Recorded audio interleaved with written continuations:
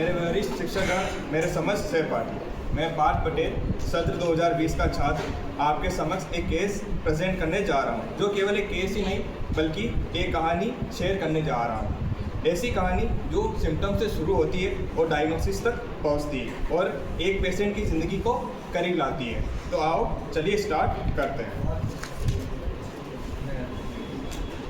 OPD number 15788, name जो है मायरा और एज जो है 5 साल और सेक्स फीमेल है। इसकी जो प्रेजेंट कंप्लेन थी वो थी black, dry, rough, benign skin growth थी और होल एब्डोमेन पेन था। फिर फिजिकल जनरल के अंदर आए तो उसकी थ्रस्ट जो थी इंक्रीज थी, हंगर डिक्रीज थी, स्टूल नॉर्मल था, यूरिन नॉर्मल था, उसको जो डिज़ायर रहती थी स्पाइसी फूड की रहती थी, स्लीप और ड्रीम दोनों ही नॉर्मल थे। फिर उसके मेंटल में गए तो बड़ी एंजाइटी रहती थी और इरिटेशन रहती थी हर एक छोटी छोटी चीज़ों को लेकर, और हेड स्ट्रॉन्ग, बड़ी ज़िद्दी थी वो। उसको कॉन्ट्राडिक्शन पर बड़ा गुस्सा आता था और गुस्से के साथ उसको वीपिंग टेंडेंसी थी। जिस चीज़ की वो जिद पकड़ती थी जब तक वो ना मिले तब तक वो चुप नहीं रहती थी। डिसलोकेशन भी हो रखा था उसका लेफ्ट शोल्डर में, और जॉइंट में दर्द होता था जब ज़्यादा एक्टिविटी कर लेती थी। और उसके साथ जो फर्स्ट फॉलो में आए थे उसके मामा आए थे, तो उनका कहना था कि जब डिलीवरी हुई थी तो उसके 3 दिन बाद वो NICU के अंदर एडमिट थी क्योंकि लंग्स के अंदर जो है पानी आ गया था। तो हम इसकी डायग्नोसिस पे आए तो हाइड्रोजिनोइड कॉन्स्टिट्यूशन बना था, और जो इसके black, dry, rough, benign skin growth है वो उसके वॉर्ड्स को इंडिकेट करती थी। तो ये सारी पिक्चर जो है आपको थूजा को बताती है।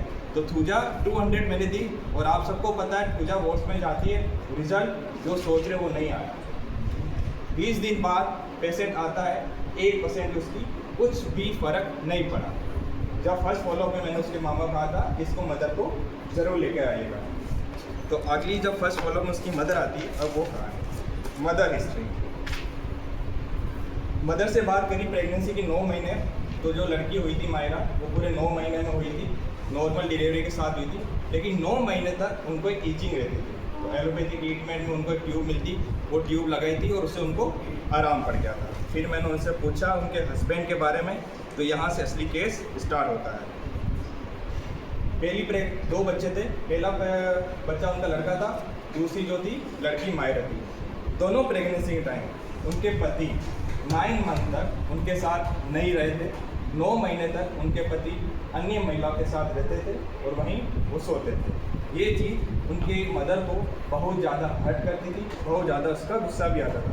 मैंने कहा आपने इसके क्या रिएक्शन दिए, तो वो बताती थी कि मैंने बहुत 9 महीने तक हर बार समझाया, पिछली डिलीवरी में भी समझाया था, इस वाली डिलीवरी में भी समझाया था, लेकिन वो समझने को तैयार नहीं थे और मुझे अकेले में रोना आता था, मैं अकेले में रोती थी। मैंने कहा आप सबके सामने क्यों नहीं रोते थे, तो उनके ये शब्द थे कि मैं सबके सामने रहूँगी तो मेरी इज्जत और मेरा चरित्र का क्या होगा, लोग मेरे बारे में गलत गलत चीज़ें सोचेंगे।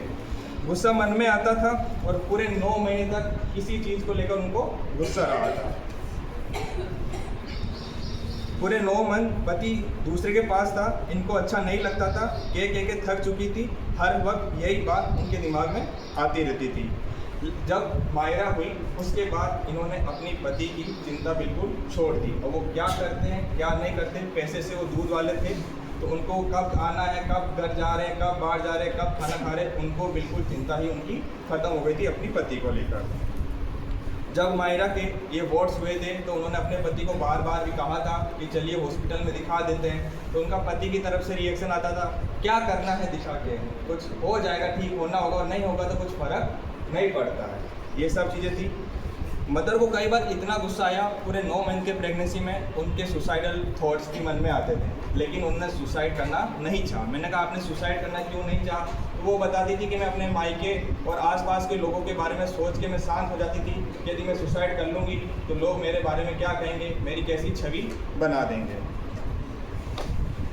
वो हर बात में एक चीज़ थी कि मैं अपना चरित्र नहीं खोना चाहती, मैं अपने बारे में गलत नहीं सुनना चाहती, मैं अपनी एक गरिमा बना के रखती हूँ। तो इसमें जो रूब्रिक्स आए थे वो थे mind element from anger suppression, mind death desire, mind helplessness feeling of, mind husband aversion, mind injustice can not support, और माइंड विपिंग एंगर ड्राइंग। जो बाकी जो फिजिकल इसके रूब्रिक लगे थे वो सारे बच्चे वाले लगे थे, face watts, skin what, black, skin watts, dry और ईचिंग और रफ वाले लगे थे। इससे मेडिसिन जो आती है नाइट्रिक एसिड, नाइट्रोम्यूर और सीपिया और आर्सेनिक एल्बम आती है। तो सारी फीचर फंसती थी नाइट्रोम्यूर और सीपिया के अंदर। लेकिन एक चीज़ जो है वो थी गरिमा बनाए रखना, जो नाइट्रोम्यूर नहीं बना के रखती है। तो मैंने सीपिया 200 आई थी निकाली, तो सीपिया मैंने उस बच्ची को दी थी।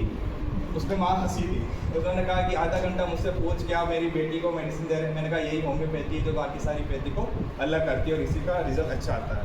सीपिया बच्ची को दी, 20 दिन बाद बुलाया, ओनली फॉर 20 से 25% फ़र्क आया, कुछ उसमें फ़र्क नहीं आया। उसके 20 दिन बाद मैंने थूजा 1M प्रिस्क्राइब की। अकॉर्डिंग टू केन प्रिंसिपल हमें इंक्रीज पोटेंसी सेम मेडिसिन की हमें प्रिस्क्राइब करनी होती है। 20 दिन बाद बुलाया तो टोटल 60 दिन हो गए, सारे वॉट्स गायब, दाग भी नहीं रहा, ब्लैक स्पॉट उसके चेहरे पे। आपने मेरा शायद व्हाट्सएप स्टेटस भी देखा होगा, वही था। और एक और मैं आपको ग्रुप में और भेज देता हूँ। तो ये मेरा केस इसलिए थोड़ा अलग था। ये बाकी केस भी थे सिंगल मेडिसिन वाले मेरे पास, लेकिन मैंने इंटर करेंट रेमेडी कंसेप्ट को थोड़ा आज बताना चाहा, जो सब नहीं करता या लेक होता है।